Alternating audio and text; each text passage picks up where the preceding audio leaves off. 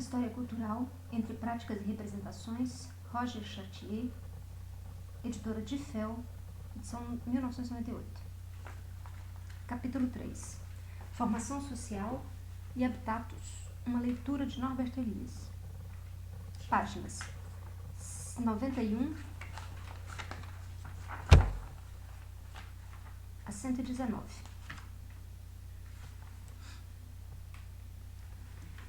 Item 1. Pode parecer paradoxal propor uma leitura histórica de A Sociedade da Corte, de Norbert Elias, uma vez que este livro se inicia com uma crítica radical à abordagem histórica. Na sua introdução, Elias opõe, passo a passo, a sociologia tal como ele a conhece e pratica, produtor de um saber seguro, rigoroso, cumulável, a história, perdida nos becos sem saídas do relativismo. Para ele, a abordagem histórica dos fenômenos encerra 3 fraquezas fundamentais. Atribui, geralmente, um caráter único aos acontecimentos que estuda, postula que a liberdade do indivíduo é fundada de todas as suas decisões e ações, ou fundadora de todas as suas decisões e ações, relaciona as evoluções maiores de uma época com as livres intenções e os atos voluntários daqueles que possuem poder e domínio. A história, assim praticada, reproduz numa perspectiva que pretende ser de conhecimento a ideologia das sociedades em estudo, onde era considerada central a vontade do príncipe, a qual tudo devia obedecer e todos deviam submeter-se. Mesmo apoiada na exploração documental e nas técnicas exigentes da erudição, tal forma de proceder apenas pode produzir um saber arbitrário, constituído por uma sucessão de juízos contraditórios, que são todos eles o reflexo dos interesses e preconceitos dos historiadores que os pronunciam. É contra tal abordagem que Elias define o seu próprio projeto, qualificado como sociológico. A sua divergência relativamente à história nada tem a ver com a situação cronológica dos fenômenos considerados. A sociologia não consiste ou não consiste apenas no estudo das sociedades contemporâneas, antes devendo dar conta das evoluções de longa e mesmo muito longa duração, que permitem compreender por filiação ou por diferença a realidade do presente. O seu objeto é inteiramente histórico, no sentido em que se situa, ou pode ser situado, no passado. Mas sua perspectiva em nada é histórica, uma vez que não se prende com indivíduos supostos como livres e únicos, mas com as posições que existem independentemente deles e com as dependências que regulam o exercício da sua liberdade. Estudar não um rei em particular, mas a função de um rei, não é a ação de um príncipe, mas a rede de condicionalismos em que se inscreve. Tal é o propósito ou princípio, o próprio princípio da análise sociológica segundo Elias, e a especificidade fundamental que a distingue da abordagem histórica. Os traços que Norbert Elias atribui à história, considerada como perspectiva única, sempre idêntica a si mesma, não são aqueles através dos quais os historiadores destes últimos 20 ou 30 anos gostariam de ver caracterizar a sua prática. Com os análises, e não só, a história afastou-se efetivamente dos credos clássicos recordados e criticados por Elias. O estudo das séries, sejam demográficas ou econômicas, fez desviar a atenção do conhecimento único para o fato repetido do excepcional, da ação política ou militar, para os ritmos cíclicos dos movimentos conjunturais. A análise das sociedades, por seu turno, propôs uma história das estruturas que já não é a dos indivíduos e onde contam, antes de mais, as posições dos grupos relativamente uns aos outros, os mecanismos que asseguram a mobilidade ou a reprodução social, os funcionamentos não apreendidos pelos sujeitos sociais e sobre os quais a sua ação voluntária não tem qualquer influência. A evolução da problemática histórica mais recente produziu-se em termos que vão ao encontro de Elias, estudando com rigor as determinações que pensam sobre os destinos pessoais, os fenômenos que nenhuma vontade, nem mesmo a do príncipe, seria capaz de transformar. Os reis foram assim destronados das preocupações históricas, e com eles a ilusão do caráter todo-poderoso das intenções individuais. Significará isso que o propósito da introdução de Norbert Elias perdeu toda a pertinência, e que nos nossos dias a sociologia que ele pratica e a história tal como ela não é, ou como ela é, não são mais do que uma mesma coisa. Isto seria, sem dúvida, ir demasiado longe e ignorar a lição sempre atual de uma obra cujo vigor inovador e tempo não apaga. Tome-se como exemplo o próprio assunto do livro. Pode ser entendido como o estudo da corte dos reis da França entre Francisco I e Luís XIV. Eu assumo um assunto histórico bem clássico e mesmo algo arcaico em comparação com os interesses recentes dos historiadores, preocupados com as maiores ou com as maiorias, as sociedades provinciais, as existências populares. Mas, por detrás dessa aparência, o projeto de Norbert Elias é completamente diferente. Não se trata para ele de apreender a corte somente ou prioritariamente como um lugar de ostentação de uma vida coletiva ritualizada pela etiqueta inscrita no Fausto monárquico.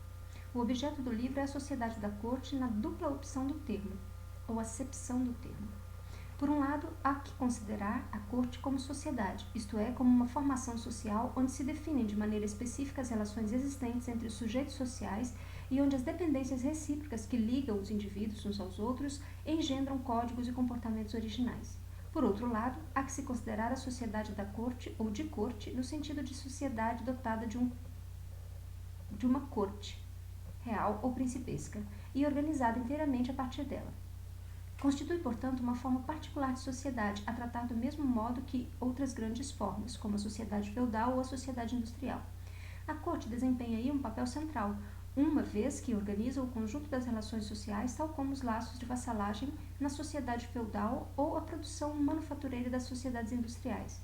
O propósito de Elias é, pois, o de compreender a sociedade do antigo regime a partir da formação social que pode qualificá-la, ou seja, a corte. Não a corte, portanto, mas a sociedade de corte. E é preciso acrescentar não uma sociedade de corte particular, ainda que a análise se desenvolva a partir do exemplo francês, que sob Luís XIV propõe a forma mais acabada de corte do antigo regime. Para Elias, o estudo de caso permite atingir o essencial, ou seja, evidenciar as condições que tornam possível a emergência e perpetuam a existência de tal forma social. Daí a dupla estratégia de investigar ou de investigação aplicada no livro. Por um lado, trata-se de considerar uma situação histórica específica e, consequentemente, de pôr à prova dados empíricos factuais, um corpo de hipóteses e de conceitos. As teorias sociológicas, que não são verificáveis por um trabalho de sociologia empírica, não servem para nada, escreve Elias, estabelecendo assim o seu distanciamento relativamente a uma sociologia mais tentada pela construção de taxonomia, de validade universal, do que pela análise intensiva de casos históricos determinados. A tipologia weberiana das formas de dominação, para que remeteriam todas as situações concretas possíveis, Elias opõe uma outra abordagem, que estabelece as leis de funcionamento das formas sociais, a partir do exame minucioso de uma das suas atualizações históricas. Mas, para tanto, deve atender-se a uma segunda exigência, a da análise comparativa. Esta tem de ser entendida a 3 escalas. A primeira permite detectar funcionamentos diferentes da mesma forma social no interior de sociedades comparáveis e contemporâneas. É assim que, por diversas vezes, Elias confronta a sociedade de corte da França de antigo regime com a situação inglesa em que a corte régia não é o único centro da autoridade social. Páginas 49 e 87 e 88. Nota de tradução. Quando não precedidas de um título, as referências entre parênteses reportam a todas as edições francesas de que o presente texto constitui o prefácio. Ver notas 1, 2 e 6 do presente capítulo para uma referência completa a esta obra. Ou com a situação prussiana, onde o emprego dos nobres como funcionários do Estado impediu o desabrochar da cultura de corte alimentada em França por uma nobreza sem atividade profissional, conforme páginas 207 e 208. Mas as cortes de príncipes não são próprias da sociedade ocidental entre os séculos XVI e XVIII, e Elias traça outras comparações a maior distância, como a que aproxima o papel desempenhado pelas cortes das sociedades asiáticas do papel das cortes europeias. Aqui o importante é mostrar os efeitos idênticos da mesma forma social no seio de sociedade muito afastada no tempo e no espaço. A curialização dos guerreiros, isto é, a transformação de uma aristocracia militar em nobreza de corte, é um desses fenômenos gerados em toda parte pela existência das cortes de príncipes e que em toda parte parece estar na origem do processo de civilização, entendido como a pacificação das condutas e o controle dos afetos. Conforme páginas 225 e 227, nota da tradução, ver nota 5. Por fim, comparar para Elias é também pôr em contraste as formas e os funcionamentos sociais. O contrato da sociedade de corte é assim dado pela sociedade burguesa dos séculos XIX e XX, que difere daquela pela ética econômica, conforme páginas 47 e 48, pela atividade profissional dos seus membros, pela constituição de uma esfera do privado separada da existência social, conforme páginas 112 e 113. A 113.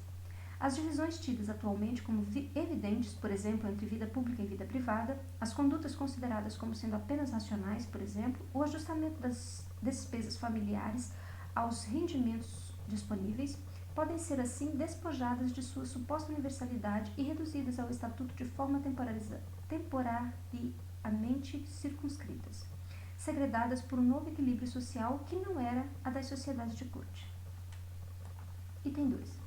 É para justificar o que pode ser o estudo sociológico de um fenômeno vulgarmente considerado como histórico que Norbert Elias redigiu o prefácio de seu livro a pedido dos diretores da coleção em que foi publicado em 1969. Nota 1. Norbert Elias.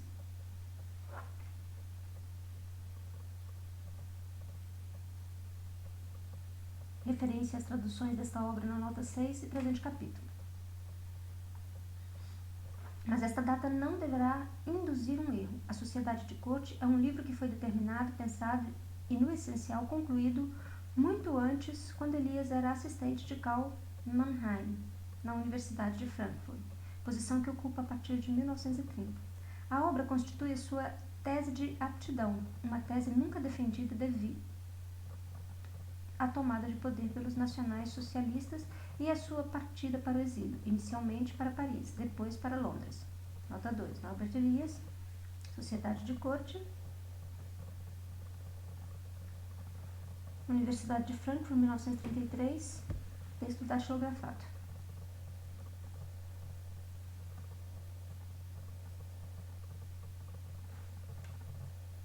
Somente 38 anos após a sua redação é que o livro foi publicado, acrescido do prefácio.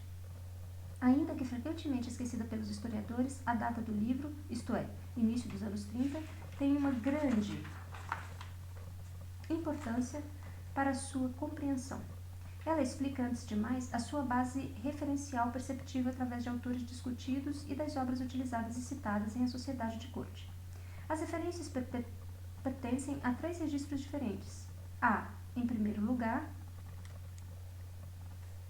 os textos franceses do século XVI, XVII e XVIII, que constituem um material documental analisado. Em primeiro plano, encontramos Saint-Simon, citado umas 20 vezes, ora em francês, ora em versão alemã. A enciclopédia, cujos artigos e contos dedicados à hierarquia das existências fornecem, juntamente com as obras de Joubert e Blondel, a matéria do capítulo, Estruturas e Significados do Habitat, em alemão. Na tradução francesa de Amelot e à la Rosset, Brantôme, Ouastré e os poetas renascentistas estudados no capítulo Curialização e Romantismo Aristocrático. Segundo conjunto de referências, os clássicos da historiografia francesa do século XIX e do primeiro terço do século XX. A informação sobre a qual trabalha Elias é daí retirada das grandes sínteses da história nacional, dos instrumentos de trabalho e dos estudos de história social, as origens do antigo regime de Taine e os volumes de Lavice, redigidos por Lamonnière, Maria Jo e pelo próprio Lavice, e relativos ao reinado de Luís XIV, pertencem à primeira categoria. O Dicionário das Instruções de Marion, publicado em 1923, a segunda, o livro de Avenel, História da Fortuna Francesa, 1929, e de C, traduzido para o alemão em 1930 com o título em alemão. Os de Normand, sobre a burguesia no século XVIII, e de Vassier, sobre os fidalgos da província, a terceira. Algumas obras históricas alemãs completam esta bibliografia, sendo a mais citada de longe de Ranke.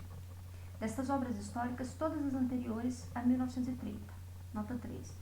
Única exceção, a menção feita ao livro de Luís XIV, Londres, 1967. Apenas se encontram 2 outras referências em todo o livro a textos posteriores a 1930, nomeadamente uma referência a Southen, 1961, citada no prefácio, e o livro de Leibniz, Frankfurt Mann, 1969.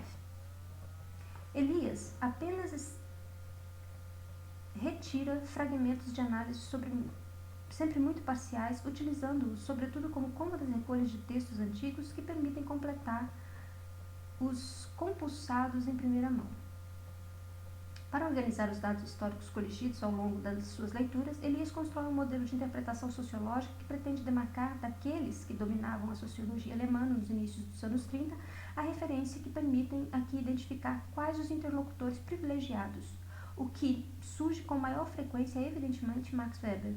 O seu livro, publicado em Tübingen, em 1922, é citado por 4 vezes e Elias discute ou glosa várias das suas teses centrais, seja a teoria de tipos ideais, a oposição entre os modos da racionalidade, ou a tipologia das formas de dominação que distinguem e opõem dominação patrimonial e dominação carismática. Elias pensa também contra Werner Sombart, cuja intuição quanto à importância política e cultural das cortes de príncipes retoma, conforme página 174. E Thorsten Veblen, cuja obra de 1899 parece, a seu ver, passar ao lado do respectivo objeto ao avaliar a ética econômica da aristocracia à luz dos critérios da sociedade burguesa, conforme páginas 48 e 49. Weber, Sombart, Veblen. Essas são as referências sociológicas de Elias de 1933, pelo menos as que ele parece contar e é necessário discutir. Acresce de passagem uma alusão a Marx, de que em Elias critica a maneira, segundo ele inteiramente hegeliana, de identificar as descontinuidades históricas em termos de transição do quantitativo para o qualitativo, conforme páginas 261 e 263. Pela sua redação, pelas suas referências, pela sua informação, A Sociedade de Corte é, pois, um livro antigo, que revestiu uma forma quase definitiva em 1933. O fato tem a sua importância para compreender em que universo intelectual foi concebido, de uma sociologia dominada pela figura de Weber e de uma história que é ainda do século XIX. O fato tem também a sua importância para situar na própria obra de Norbert Elias, muito embora só publicada em 1969, A Sociedade de Corte é com efeito um livro anterior à obra máxima de Elias, publicada em 1939, em Basileia, nota 4. O livro foi reeditado em 1969 com um importante prefácio pela Verlag Frank, em Berna, 1978 e 79 pela Suckamp, conforme páginas 158 e 159 em Frankfurt. É, pois, necessário considerar a sociedade de corte como uma primeira formulação dos conceitos e das teses que desenvolverão, em grande escala, os 2 ramos de 1939. Mas, em contrapartida, compreender plenamente o livro supõe o conhecimento da problemática global que lhe confere um sentido e que inscreve a corte como figura central da constituição do Estado absolutista e, ao mesmo tempo, do processo de civilização que transforma radicalmente a economia psíquica dos homens do Ocidente entre os séculos XII e XVIII. Ler Elias como ele deve ser lido, isto é, articulando uma com a outra as suas 2 obras mestras e relacionando-as com o momento de sua concepção e escrita. A Alemanha de Weimar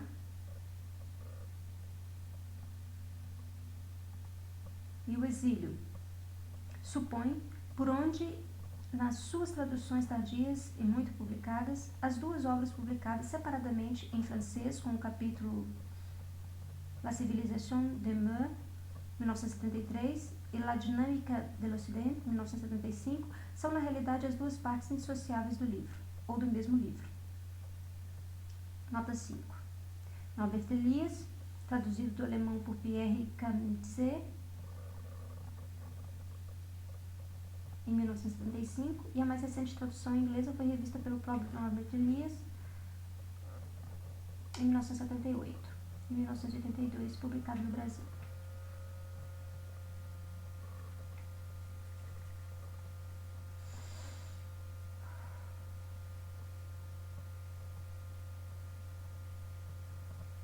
Traduzido para o francês em 1974 e reeditado com seu prefácio, é, como já vimos, simultaneamente anterior pela sua redação e posterior pela sua publicação aos 2 tomos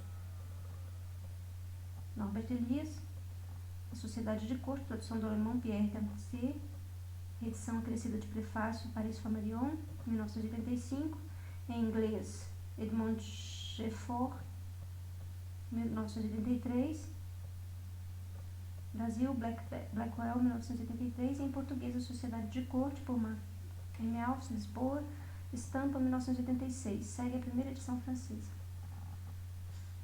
Inscrito intelectualmente no seu tempo, pelas suas referências, o livro é também de uma outra forma.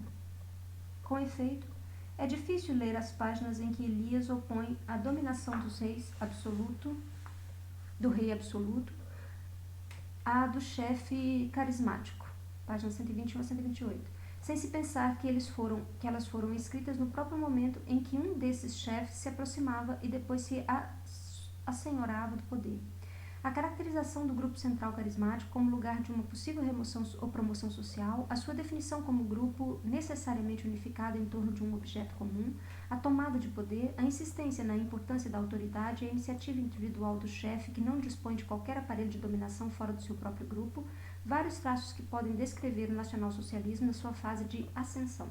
Do mesmo modo que a corte de Luís XIV é um lugar privilegiado onde podem ser reconhecidas as propriedades gerais da sociedade de corte.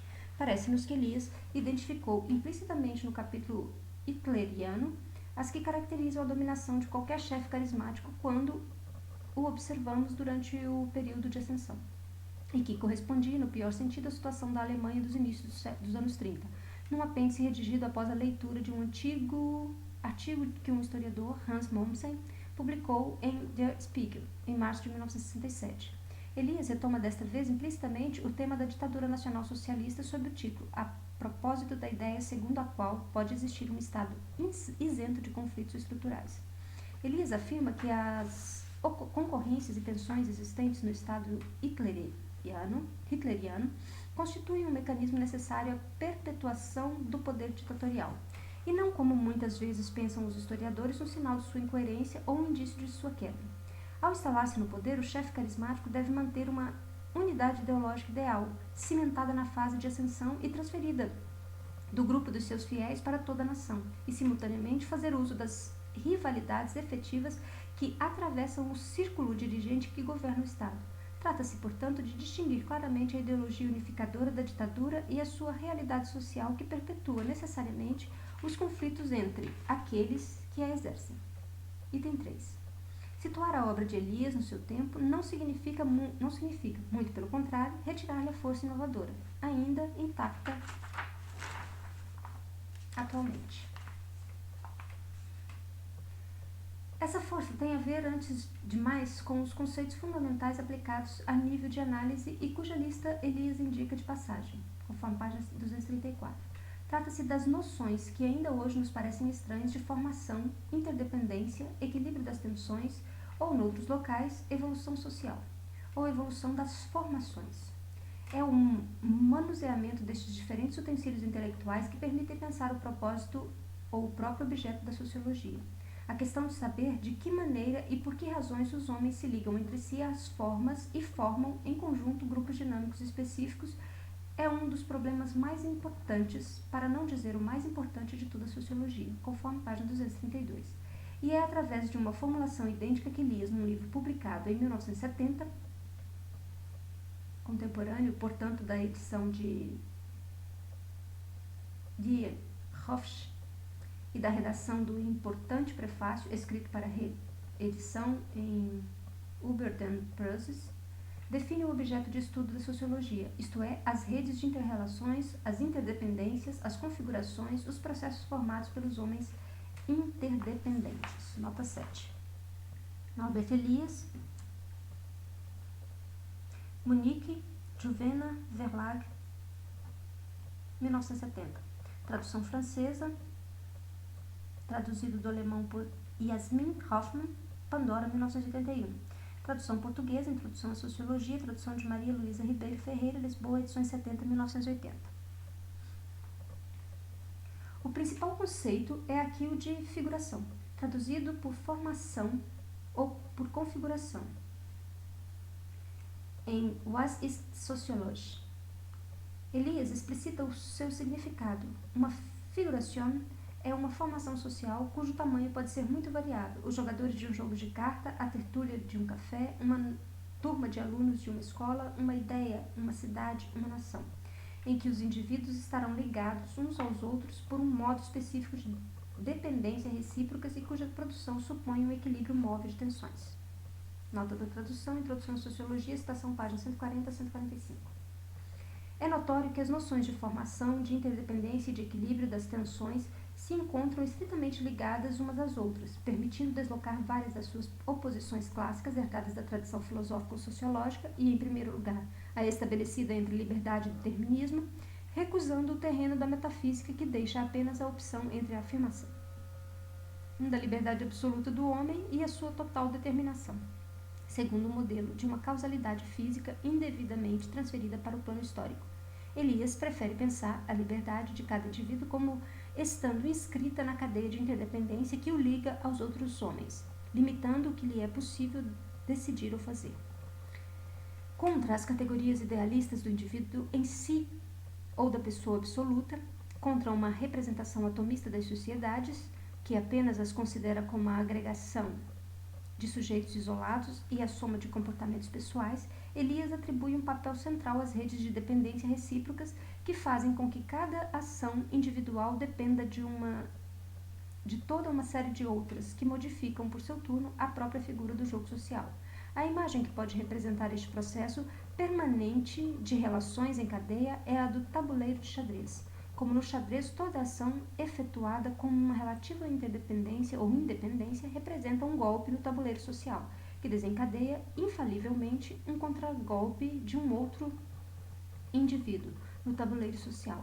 Trata-se, na realidade, de muitos contragolpes executados por muitos indivíduos, conforme páginas 152 e 153. Para Elias, é a modalidade variável de cada uma das cadeias de interdependência que podem ser mais ou menos longas, mais ou menos complexas, mais ou menos condicionadoras, que define a especificidade de cada formação ou configuração social. Situa-se esta na escala macroscópica das evoluções históricas, como a sociedade de corte ou a sociedade feudal, ou na escala mais diminuta das formações de dimensões diversas detectáveis numa mesma sociedade. Daí a possibilidade de ultrapassar a oposição entre o homem considerado como indivíduo livre e sujeito singular e o homem considerado como uma sociedade integrado em solidariedade e em comunidades múltiplas. Daí, igualmente, um modo de pensar as relações intersubjetivas, não como categorias psicológicas que as supõem como invariáveis e consubstanciais à natureza humana, mas nas suas modalidades historicamente variáveis e diretamente dependentes das exigências próprias de cada formação social. Daí, finalmente, a abolição da distinção que vulgarmente designa como concretos ou reais apenas os indivíduos de carne e osso e trata como abstrações as formas sociais que os ligam uns com os outros. Para Elias, tal divisão não é aceitável, e para fazer compreender este fato, toma como exemplo um jogo de cartas. O jogo não tem aí existência própria fora dos jogadores que o jogam, mas, em contrapartida, o comportamento individual de cada um dos jogadores é regulado pelas interdependências que implica essa formação ou configuração específica que é o jogo de cartas, donde a conclusão, nem o jogo, nem os jogadores são abstrações. O mesmo se diga de configurações que formam os 4 jogadores à volta da mesa. Se o termo concreto tem sentido, pode dizer-se que a configuração ou que as configurações formadas por esses jogadores é tão concreta como os próprios jogadores. Por configuração, é necessário estender a figura global em constante mutação que formam os jogadores. Ela conclui não apenas o seu intelecto, mas toda a sua pessoa, as ações e as relações recíprocas. Nota da tradução, Introdução à Sociologia, citação página 142, diferente da tradução.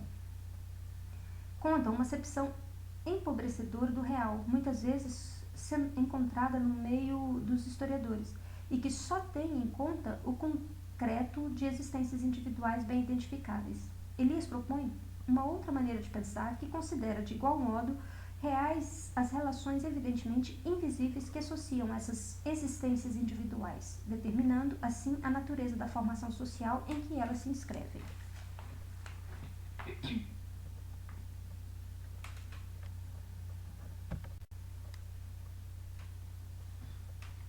Em cada formação, as interdependências existentes entre os sujeitos ou os grupos distribuem-se em séries de antagonismos instáveis, móveis, equilibrados, que são a própria condição de sua possível reprodução. Segundo Elias, há aí uma propriedade universal estrutural de todas as formas sociais, mesmo se, claro, está o equilíbrio das tensões, apresenta um desenho muito específico em cada uma delas. No seio das configurações em mutação, ou, por outras palavras, no centro do processo de configuração, estabelece-se o equilíbrio flutuante das tensões, um movimento pendular de equilíbrio das forças que se inclina ora para um lado, ora para o outro. Esse equilíbrio de forças flutuantes concentra-se entre as características estruturais de toda a configuração. Nota da tradução, Introdução à Sociologia, citação página 143, diferente da tradução. É por isso que se torna necessário identificar os seus termos, tanto na sociedade de corte francesa do século XVII, como no estado ditatorial do nacionalsocialismo.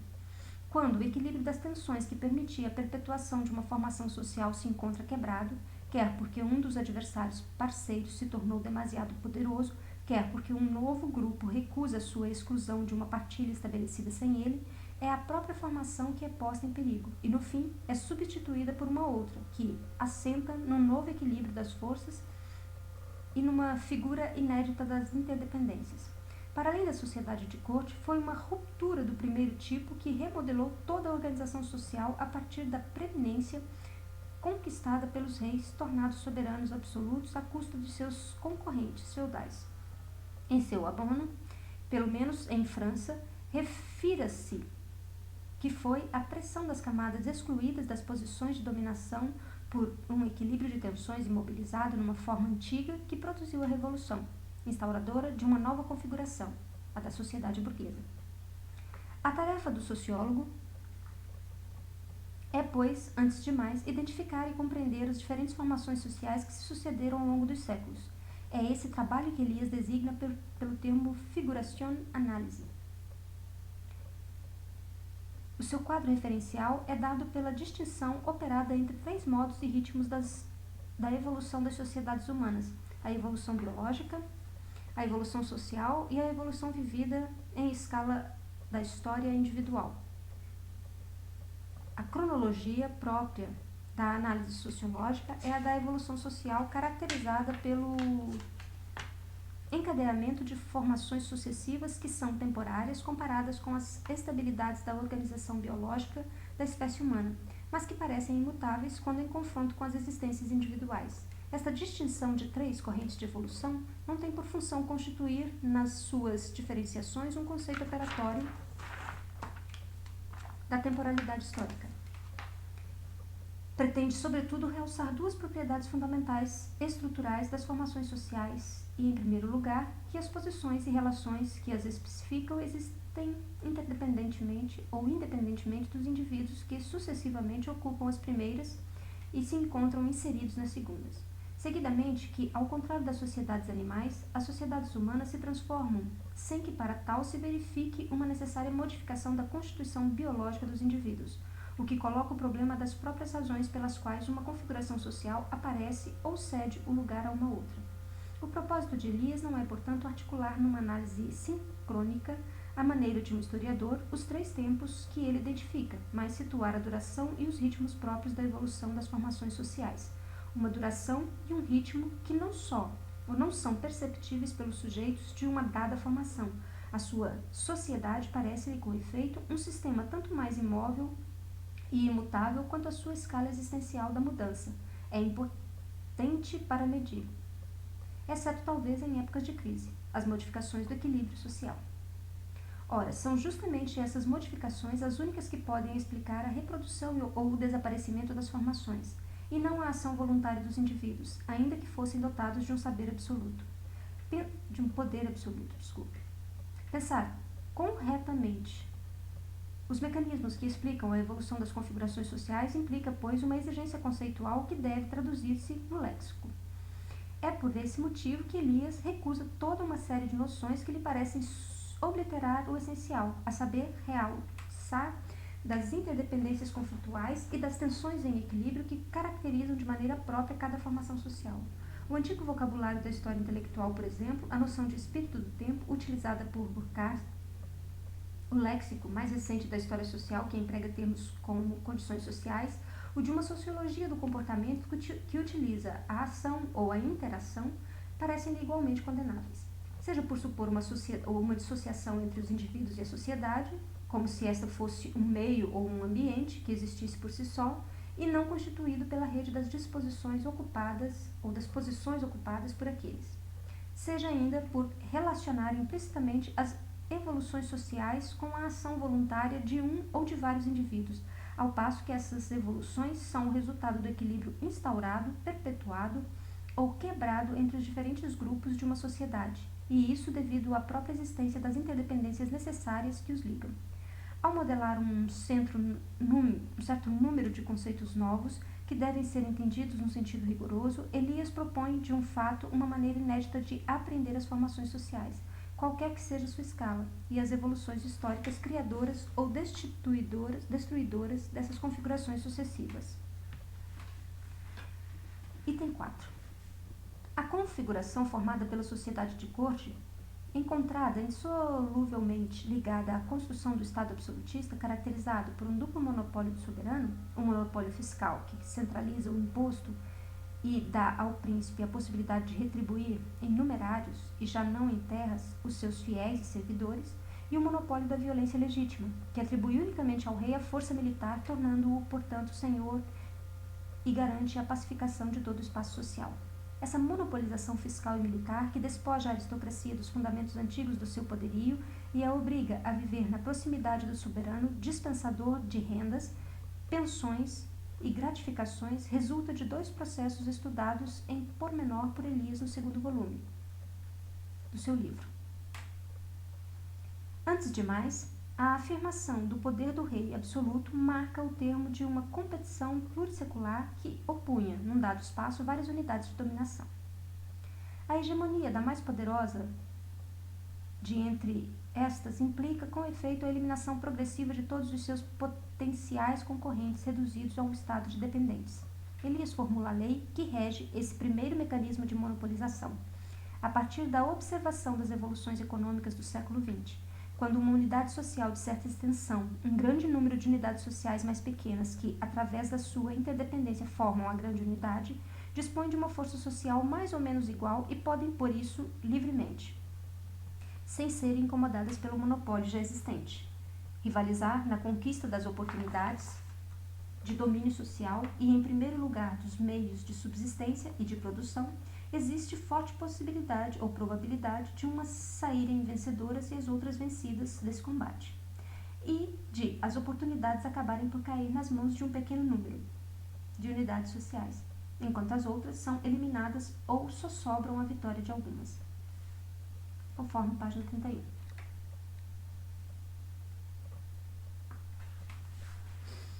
Essa lei é aplicada por Elias às unidades políticas em luta pela hegemonia no cenário em que as condições territoriais fornecem ao processo de monopolização a sua forma mais pura. A França do século XI a XVI, por exemplo, a livre competição reduziu aí progressivamente o número de pretendentes. No início do século XIV, não são mais do que 5. O rei da França, o rei da Inglaterra, os duques da Borgonha e da Bretanha e o conde de Flandres.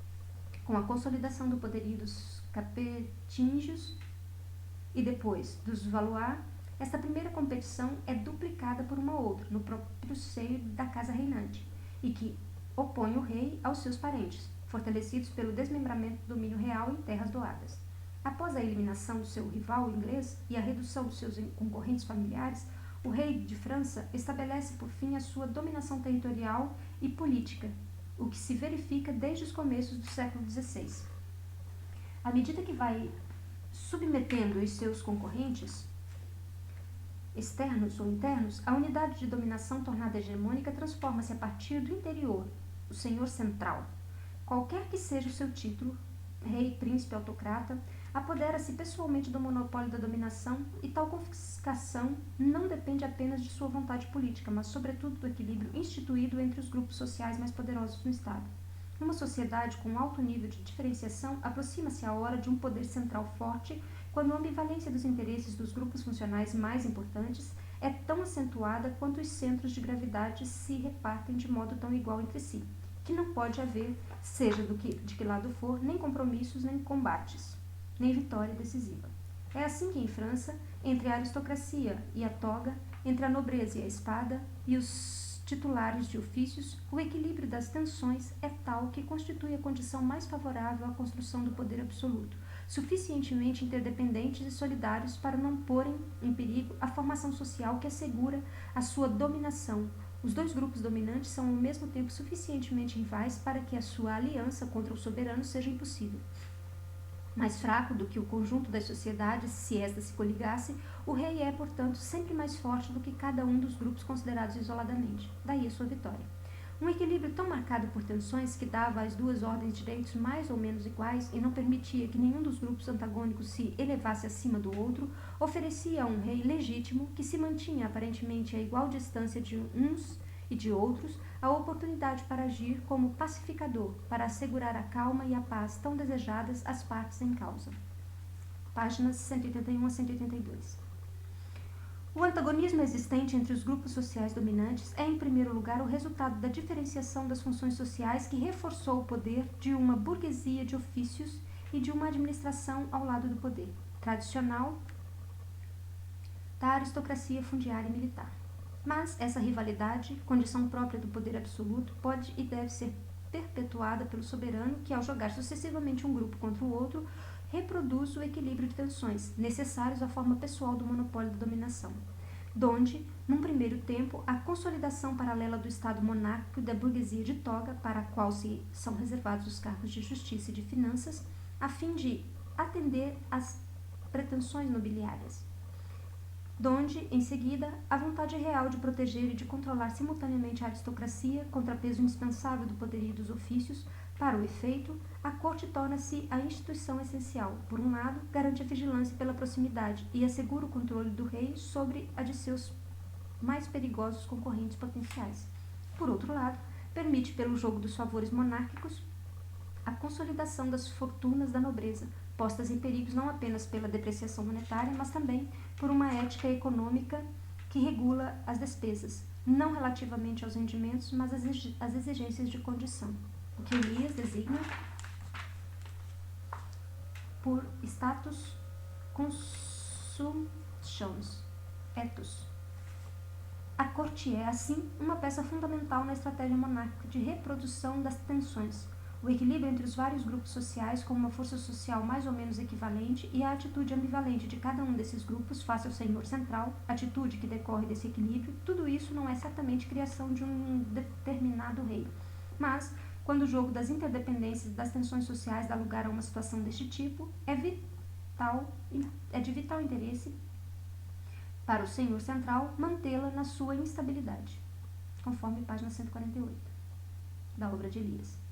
Ao preservar a aristocracia como grupo social distinto, ao mesmo tempo que a submete ao príncipe, a corte constitui o principal mecanismo que permite aos reis franceses perpetuarem o seu poder pessoal. O monopólio fiscal, o monopólio militar e a etiqueta de corte são, portanto, os três instrumentos de dominação que constantemente definem essa forma social original que é a sociedade de corte.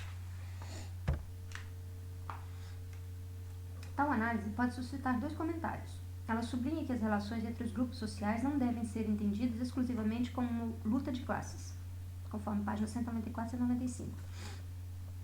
Distanciando-se, quer em relação à historiografia liberal do século XIX, quer ao marxismo. Elias pretende mostrar a ambivalência de cada relação social. A rivalidade existente entre a nobreza e os oficiais supõe um interesse comum em manter uma configuração social que lhes assegura posições privilegiadas. O apoio da monarquia na burguesia de toga implica ao mesmo tempo que seja preservada a superioridade aristocrática e as proximidades entre a nobreza de corte e o rei. O primeiro entre os nobres passa pela submissão da segunda ordem do soberano absoluto. É assim recusada qualquer perspectiva que faça do Estado absolutista o simples instrumento de uma classe designada como dominante. No caso, a aristocracia. A monarquia absoluta precisamente porque o rei não se encontra de modo algum dependente de um lado ou de um dado grupo social, mas em posição de manipular o equilíbrio das tensões que está na própria origem do seu poder. Essa manipulação de antagonismos que ele não criou é justamente aquilo que define o espaço próprio deixado à ação pessoal do soberano, o exercício pelo qual ele pode individualizar, bem ou mal, a função de rei. Esboça-se aqui uma problemática de futuro sobre a influência recíproca existente entre as características próprias dessa ou daquela posição social e as propriedades específicas dos diversos indivíduos que as ocupam, ou, por outras palavras, entre o cargo e os atributos estruturais, os hábitos e as suas disposições particulares. É assim que a mediocridade conservadora de Luís XIV é tratada por Elias como uma propriedade inteiramente pertinente para um papel que nasce, ou que nesse momento de evolução da monarquia, exigia apenas, mas necessariamente, que fossem perpetuadas e reguladas as tensões existentes, conforme páginas 128 e 136, e o que o próprio rei aceitasse as regras condicionadoras dos instrumentos de dominação curial instaurado para mantê-los e significar a sua dominação absoluta. Páginas 141 a 144. Item 5. A instauração do poder absoluto do príncipe, que é simultaneamente o resultado e o princípio de novo equilíbrio social, faz-se acompanhar de grandes evoluções designadas por Elias como constitutivas do processo de civilização. No Ocidente, entre os séculos XII e XVIII, as sensibilidades e os comportamentos são, com efeito, profundamente modificados por dois fatos fundamentais: a monopolização estatal da violência, que obriga o domínio das populações ou das pulsões e pacifica, assim, o espaço social; o estreitamento das relações interindividuais, que implica forçosamente um controle mais rígido das emoções e dos afetos. A progressiva diferenciação das funções sociais, que é condição inerente à formação do Estado absolutista, multiplica as interdependências e, consequentemente, dá lugar aos mecanismos de autocontrole individual que caracterizam o homem ocidental da era moderna. Elias enuncia, assim, o que é, sem dúvida, a tese essencial de toda a sua obra. À medida que o tecido social se vai diferenciando, o mecanismo sociogenético do autocontrole psíquico evolui igualmente, no sentido de uma diferenciação, uma universalidade e uma estabilidade maiores. A estabilidade particular dos mecanismos de autocondicionamento psíquico, que constitui o traço típico do hábitos do homem civilizado, está estreitamente ligada à monopolização do condicionamento físico e à solidez crescente dos órgãos sociais centrais. É precisamente a formação dos monopólios que permite o estabelecimento de um mecanismo de condicionamento social, graças ao qual cada indivíduo é educado no sentido de um autocontrole rigoroso. É aí que se situa a origem do mecanismo de autocontrole individual permanente, cujo funcionamento é em parte automático, conforme páginas 193 e 194. O processo de civilização consiste, antes de mais, na interiorização individual das das proibições que anteriormente eram impostas do exterior, numa transformação da economia psíquica que fortalece os mecanismos de autocontrole exercidos sobre as pulsões e emoções e que faz passar do condicionamento social ao autocondicionamento. Nesse processo de longa duração, que pelo menos tendencialmente diz respeito a todos os indivíduos das nações ocidentais, a sociedade de corte, entendi aqui, na sua acepção de configuração social específica, distinta do resto da sociedade, que constitui um dispositivo central, que é simultaneamente laboratório do comportamento inédito e lugar de elaboração de novas normas. Neste papel das cortes, Elias identifica dois momentos essenciais: o século XVII, que dá uma forma acabada, pelo menos em França, à sociedade de corte monárquica, organizada para e pelo rei absoluto, e o século XII, que assinala com a constituição das grandes cortes feudais uma primeira etapa no processo de civilização. A primeira configuração é, mesmo, o objeto de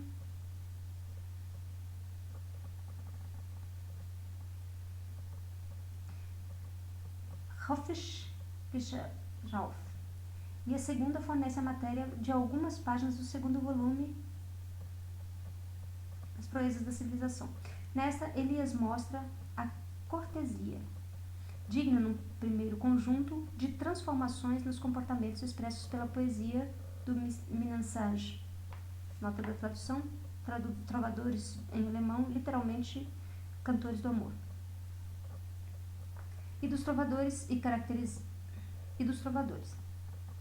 E caracterizado pelo respeito pelas convenções mais condicionadoras, por um controle melhor assegurado das condutas, por relações menos brutais entre homens e mulheres, no interior de uma sociedade guerreira ainda pouco pacificada e policiada, as cortes feudais, que conheceram uma primeira diferenciação das funções de governo e uma primeira consolidação das interdependências, constituem, portanto, pequenas ilhas de civilização onde se esboça um novo hábitus.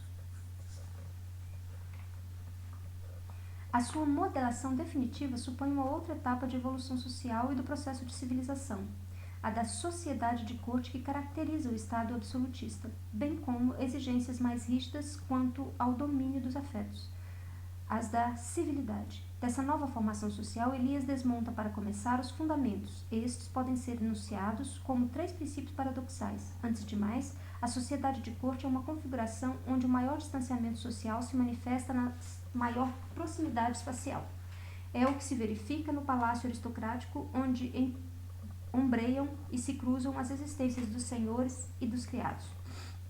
É o que se verifica na própria corte, onde o rei afirma a absoluta distância que o separa da nobreza, ao mesmo tempo que vive em cada instante no meio dela. Daí, um dos traços fundamentais e originais da sociedade de corte, isto é, a confusão existente entre a vida privada e a vida pública, ou melhor, a ausência nas práticas e nos pensamentos de tal distinção, para o rei na sua corte, como para o nobre na sua residência, todos os gestos e todas as condutas que serão consideradas na formação social burguesa como pertencentes à esfera do íntimo, do secreto, do privado, são de fato vividos e manipulados como tantos outros signos que dão a ler ordem social. Uma ordem onde as formalidades públicas indicam o lugar de cada um na hierarquia das condições, donde o segundo princípio da sociedade de corte, o ser social do indivíduo, é totalmente identificado com a apresentação, que dele é dada por ele próprio ou pelos outros. A realidade de uma posição social não é mais do que aquilo que a opinião considera que ela é. Era o reconhecimento pelos outros da qualidade de membro dessa sociedade que, em última análise, decidia sobre essas mesmas qualidades, conforme página 87. Essa representação de posição pela forma tem várias implicações importantes. Fundamenta uma economia aristocrática da ostentação que regula as despesas atendendo às exigências da posição que se quer ocupar. Constitui as hierarquias da etiqueta como um modo de aferição dos distanciamentos sociais, faz dos diferentes papéis e lugares no cerimonial de corte o desafio essencial da competição social. Numa formação como esta, a reconstrução da identidade de cada indivíduo situa-se sempre no cruzamento da representação que ele dá de si mesmo e da credibilidade atribuída ou recusada pelos outros a essa apresentação ou representação. Neste jogo, o rei tem o máximo peso, já que ao modificar as posições do cerimonial, pode não apenas jogar com um equilíbrio de posições favorável à sua dominação, como também determinar a posição social real, isto é, apreendida e aceite de cada cortesão. A concorrência pelos sinais de prestígio é, assim, ao mesmo tempo, uma luta pelos atributos e vantagens do poderio social. Aqui Elias chama oportunidade de poder. Nota da tradução. Último fundamento paradoxal da sociedade de corte, a superioridade social, afirma-se aí pela submissão política e simbólica. É somente ao aceitar a sua domesticação pelo soberano e a sua sujeição às formalidades condicionadoras da etiqueta de corte que a aristocracia pode preservar as distâncias que a separa da sua concorrente pela dominação. A burguesia dos oficiais, a lógica de corte é, portanto, a de uma distinção pela dependência, pela etiqueta.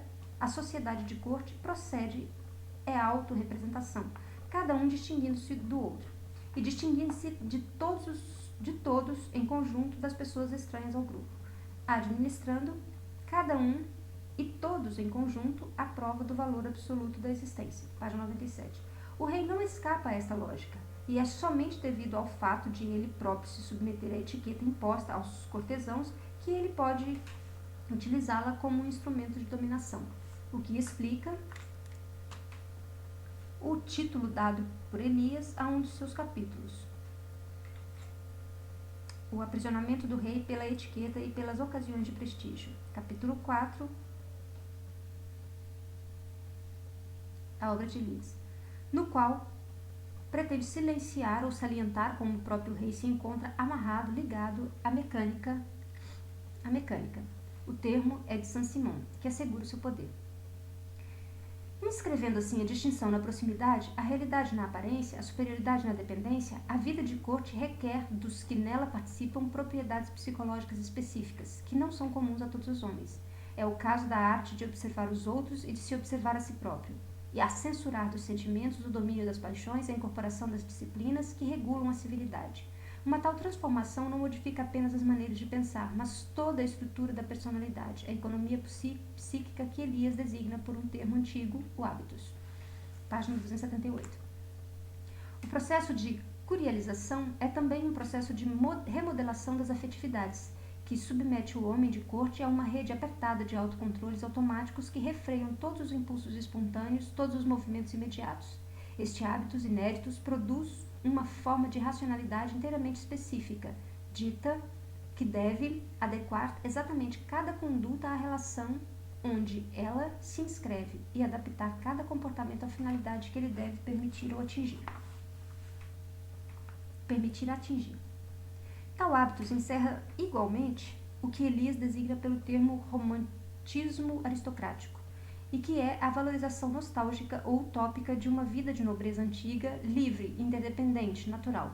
No penúltimo capítulo do seu livro, Elias estuda cuidadosamente e com brilhos as diferentes etapas de expressões dessa idealização de uma existência cavalaresca e pastoral, que enuncia a resistência da nobreza relativamente às novas dependências e aos novos condicionamentos que a vida de corte impõe.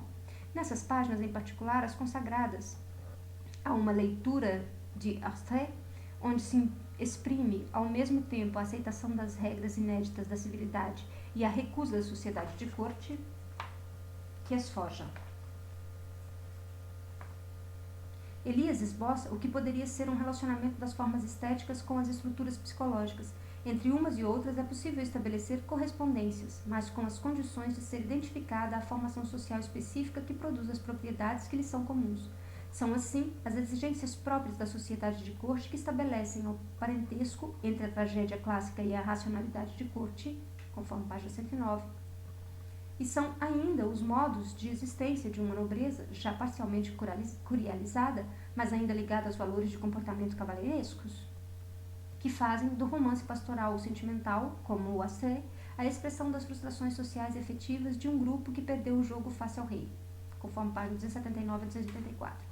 São a urbanização e a curialização crescentes da aristocracia, separada fisicamente e mais ainda mentalmente do campo, que transforma o papel da paisagem na pintura francesa, de Poussin ao Watteau, página 259, que são apreciados por Norbert Elias e a quem consagrou um estudo inédito, de maneira discreta. É assim proposta uma leitura histórica das obras, que, antes de mais, tem por objetivo decifrar nas suas formas as características de uma configuração psicológica específica e, consequentemente, a sua inscrição na formação social que gera essa economia psíquica. A obra de Elias é, pois, um livro consagrado essencialmente no estudo da gênese das propriedades, tanto sociais como psicológicas, de uma formação que tem as suas raízes na Idade Média, nas grandes cortes feudais, que define progressivamente as suas formas no Renascimento, antes de encontrar no século XVII as suas características definitivas, ou seja, a fixação de uma vasta população num único local, uma diferenciação e uma hierarquização acentuada das funções de corte, a constituição de uma cultura nobiliárquica específica, depurada de qualquer elemento feudal. O problema deixado de lado na obra é o da difusão, noutras camadas sociais, do modelo de comportamento e dos dispositivos psicológicos elaborados na sociedade de corte. Estamos perante uma questão central se admitir que o processo de civilização consiste precisamente na generalização a toda a sociedade, das proibições, censuras e controles em tempos distintivos da maneira de ser dos homens da corte. Pensar este processo é, portanto, um ponto essencial no projeto de conjunto de Elias, e ele consagra-lhe o penúltimo capítulo da longuíssima conclusão do seu livro de 1939, intitulado Esboço de uma Teoria do Processo de Civilização, conforme páginas 281 a 303.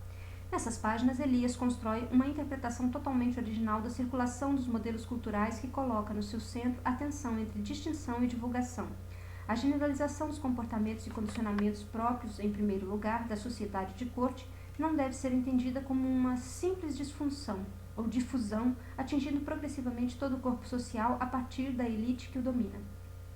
Ela é antes o resultado de uma luta concorrencial que leva as camadas burguesas a imitarem as maneiras de ser aristocráticas e que, por seu turno, obriga a nobreza de corte a aumentar as exigências da civilidade no intuito de voltar a atribuir-lhe um valor discriminativo.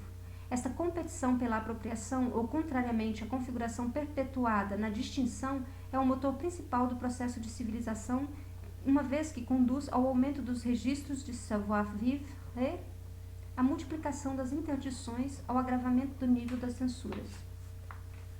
A circulação dos modelos de comportamento, reprodutoras das distâncias culturais no próprio interior de um processo de imitação e de difusão social, deve ser pensada no mesmo horizonte conceitual de circulação de condicionamentos evocada por Elias no final do livro A Sociedade de Corte, página 304. Também aqui se trata de evitar todas as noções, por exemplo, a de poder ou de autoridade, que possam levar a supor que o condicionamento social não existe senão no sentido de cima para baixo. Do mesmo modo que a atração exercida pela civilização de corte sobre as camadas inferiores da sociedade não deixa de tornar mais exigente essa mesma civilização, os condicionamentos que os grupos dominantes fazem pesar sobre o resto do corpo social não deixam de produzir efeitos de retorno, que reforçam nos poderosos os mecanismos de autocondicionamento, ao caracterizar cada formação ou configuração social a partir da rede específica das interdependências que nela ligam os indivíduos uns aos outros. Elias propõe igualmente compreender na sua dinâmica e na sua reciprocidade as relações que mantêm os vários grupos e, desse modo, evitar as representações simplistas, unívocas e imutáveis da dominação social ou da difusão cultural. Em França, a luta concorrencial entre a aristocracia de corte e burguesia de ofícios dura tanto como a formação social que lhe dá existência. É por esse motivo que Elias encerra sua obra com um último capítulo, onde traça o esboço do processo que conduziu à destruição da sociedade absolutista de corte, caracterizando-no dois traços fundamentais. O equilíbrio de tensões mantido e manipulado por Luís XIV mobiliza tanto quanto o cerimonial de corte sofre um esclerossamento. Ao perder toda a plasticidade do dispositivo de dominação, já não pode integrar novos preceitos sociais, mas apenas repetir os conflitos entre os antigos, a saber, o rei, a aristocracia de corte e os parlamentos. Ora, no final do século XVIII, a consolidação social de camadas burguesas, até então excluídas da partilha da dominação, instaura uma ruptura entre a repartição aparente do poder, confiscado pela elite tradicional, e a realidade do novo equilíbrio de forças. Daí a impossibilidade de conservar a formação social antiga e também a sua impossível reforma. Daí a instauração pela força de nova configuração que traduz a nova distribuição das posições sociais. Este esboço, necessariamente rápido, tem um duplo mérito. Não reduz o processo social concluído pela Revolução a uma simples oposição entre nobreza e burguesia, pois estas, nas suas formas de antigo regime, são tão solidárias quanto rivais, e solidárias justamente porque rivais. Não interpreta a Revolução como a simples vitória de uma das camadas dominantes da antiga sociedade, mas como a instalação de uma formação social inédita, onde aquilo que mudou não foi somente a identidade dos dominadores, mas a própria forma do equilíbrio das tensões entre os grupos e as cadeias de interdependência entre os indivíduos. É, pois, necessário pensar em termos novos a última etapa do processo de civilização, etapa determinada nos séculos XIX e XX por uma sociedade marcada pela obrigação geral do trabalho, por uma separação rigorosa entre o foro privado e a vida pública, por uma hierarquia dos valores que dá a primazia ao sucesso econômico. Item 6.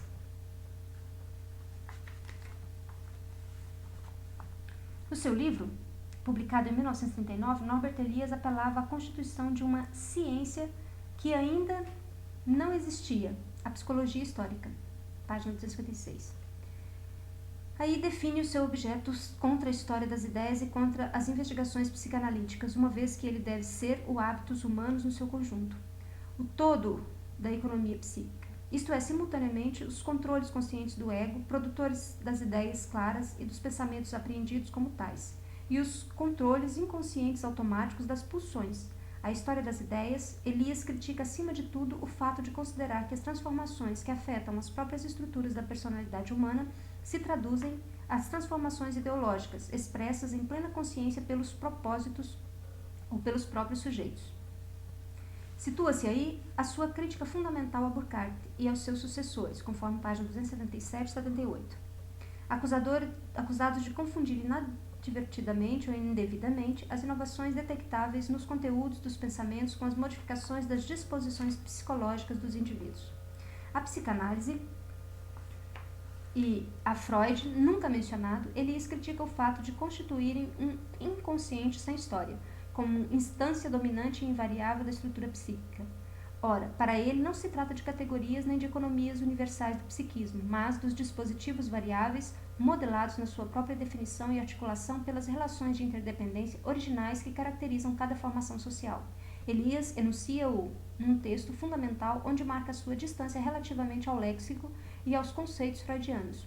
O que determina o homem tal como ele nos surge no concreto não é o id, o ego ou o superego, mas sempre o fundamento, o conjunto das relações que se estabelecem entre as camadas funcionais do autocontrole psíquico, algumas das quais se combatem reciprocamente, ao passo que outras conjugam os seus esforços.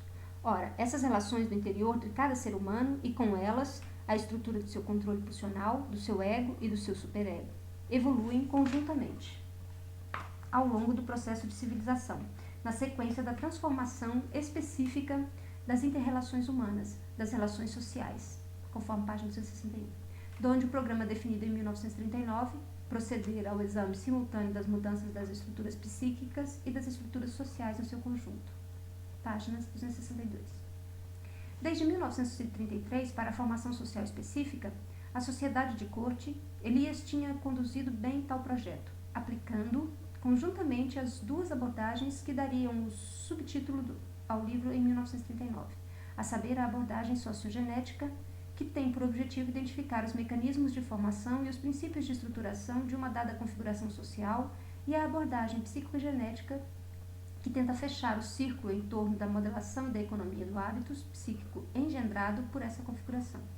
Em ambos os casos, trata-se de analisar a totalidade de um dispositivo social ou psicológico. Em ambos os casos, trata-se de apreender um processo com os seus equilíbrios instáveis e as suas tensões móveis.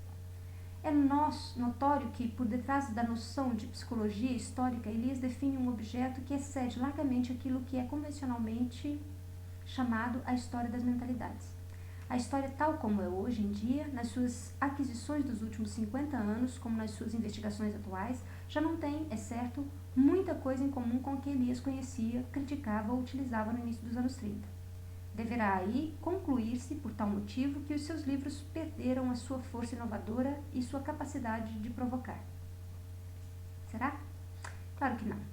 E por duas razões. Numa época em que a história restringiu a extensão dos seus campos de estudo, privilegiando a monografia, o estudo de caso ou a microhistória, eles fazem recordar, com alguns outros, que certas evoluções fundamentais só são compreensíveis em larga escala, na longa duração da sucessão das formações sociais e das transformações das estruturas psicológicas. E numa época em que a história fragmentou as suas abordagens, compartimentou os seus objetos, a obra de Elias sublinha o risco de tal esfacelamento, ao colocar como problema essencial o elo existente entre as formas sociais, os hábitos psíquicos, as produções estéticas, praticamente concluído há mais de 50 anos, as produções estéticas. A obra, concluída há mais de 50 anos, é, pois, um livro que tem ainda muito para nos ensinar. É necessário lê-lo como os clássicos, inscrevendo-o no seu tempo, escutando-o simultaneamente no presente.